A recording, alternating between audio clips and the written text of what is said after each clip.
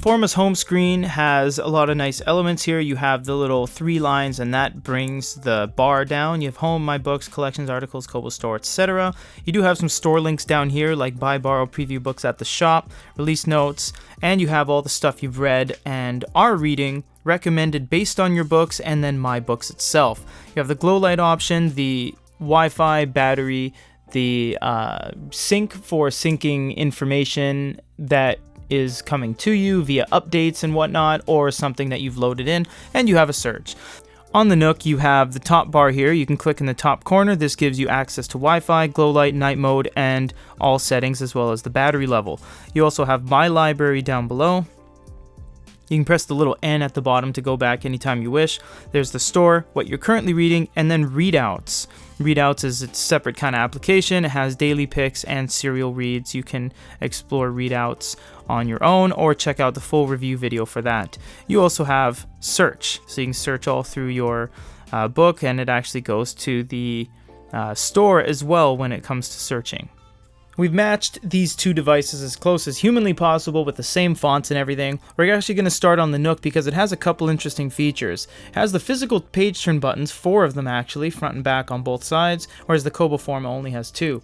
If you double tap the forward, it'll actually jump to the next chapter, not the next page, so that's kind of cool, or 2 pages I should say. So you can navigate chapter to chapter that way. If you press it once, you go page by page, of course. If you press and hold it for at least 2 seconds, it starts doing the quick page turn that most e-readers have employed, as well as the Kobo. It has it all the same. It actually refreshes a little bit less as well. Clicking near the top, you have some options here. So you'll have text options, you'll have ways to change the text size, the fact that you want it regular, thinner, thicker, it's basically a bold kind of thing, and the margins as well. You can tap out to get rid of that, and tap on the top right corner to save a bookmark. You do have the ability to long press as well.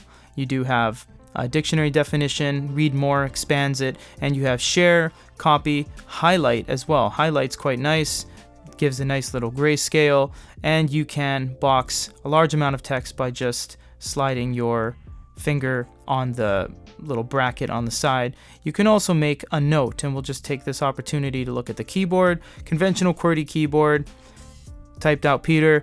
It was a little slow, but it didn't miss any characters, which is really nice, so that's to its credit. The Kobo Forma is quite nice as well. It has a lot more screen real estate, as you can see. When you long press, you do get highlight and note, but you have to press it and go through a few more steps. There's the highlight. We'll long press again, and we'll go over to making a note, looking at the keyboard as well. This is not a conventional QWERTY keyboard. You'll notice the keys are stacked, so you're going to have to relearn your muscle memory. This, on the other hand, is a lot quicker to do typing, and it's a lot more crisp and clean. You do have a lot of different ways to change the text. There's actually slider bars rather than staged sections, so the customization is just limitless. You have line spacing, margins, justification, and they go even further into advanced. You can actually increase the font weight, the font face, the font size, and the style, and you can get a before and after of what you want it to look like. We're not going to click apply. It'll take some time and it'll go through everything and whatnot, so we're just going to get out of there actually. And on the top right corner, if we click out, you can make your bookmark as well. Down here you do have some reading statistics, so you can click on this. It'll give you how many % left in the chapter, how many seconds to go, minutes read, some graphs, and so forth. These devices both bring something interesting to the table when it comes to PDFs. If you look at them side by side, you will notice that the true blacks are a little more black on the Kobo than they are on the Nook. If we try to long press something, there's no way to really do anything. And on the flip side, if we try to pinch and zoom on the Nook, doesn't do it, but they both have what each other don't. So for example, if I long press, I can actually do the same thing and make notes and highlights and search and copy in the book on any field of text, which is really nice. And on the Kobo, I can pinch and zoom, which is really nice. It takes a little bit of time because PDFs are big and, well, e-readers are slow, so that combination results in you having to have patience. So you do have a mini map at the top, but it does get a little choppy as you start to pinch and zoom and try to revert it back to normal. So just keep that in mind when you're attacking this full on, if you're on a educational document or a textbook or whatnot. The Kobo, unlike the Nook, doesn't have rapid page turn for the PDF experience. You see, I'm holding the page turns and nothing's actually happening. It just does the one page.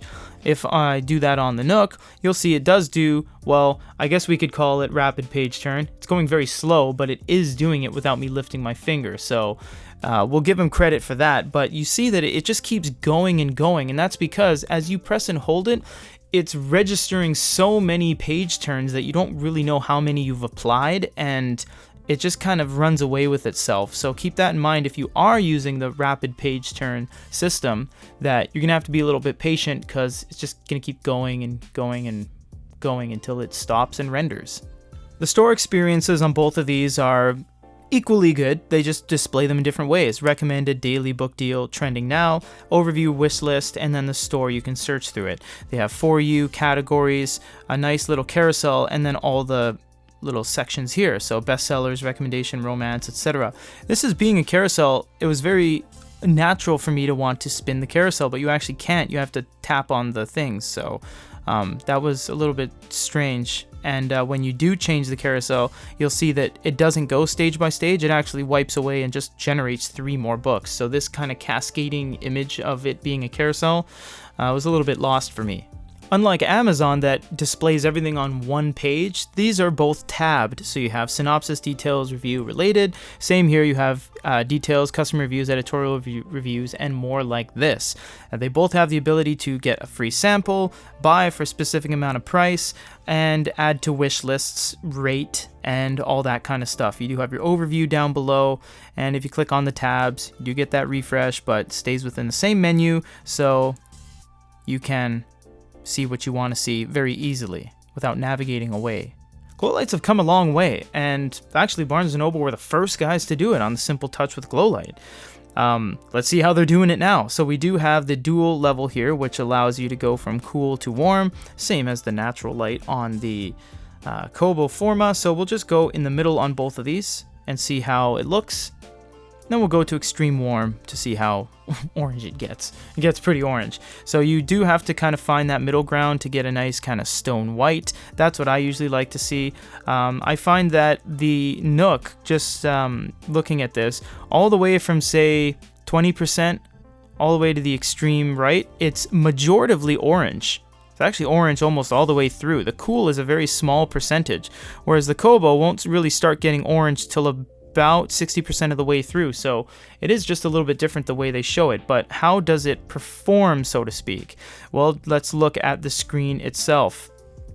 Corner to corner, edge to edge. I can't see too many things wrong with the way it distributes. The only thing I could maybe nitpick is that the Forma's a little bit dark in the corners, and the Nook has a little bit of an overexposure on the side, and from at least with the naked eye, you can see a little bit of spillage on where the bezel meets the top of the screen right there. Otherwise, they're 98% perfect.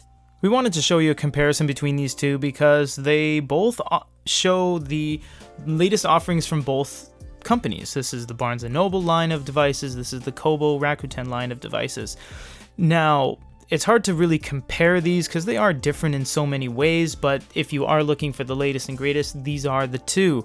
And it really just does come down to, are you in America or are you outside of America? Because that will be, aside from specs, aside from real life testing, aside from speed, that will be the real reason you're going to buy the Nook, is because you are in America. You get things that are just easier to manage because you're in the only country it supports, whereas Kobo is in every single country in the world almost, and they're called Kobo Rakuten. Rakuten's a Japanese company, and they bought them out, and now they're everywhere. So that's what it would really come down to. I hope this kind of gave you a window into how PDFs and ebooks and everything looks, but it really just does come down to geographic location. For GoodyReader.com, in a comparison between the Forma and the Barnes & Noble Nook Glowlight Plus, this is Peter.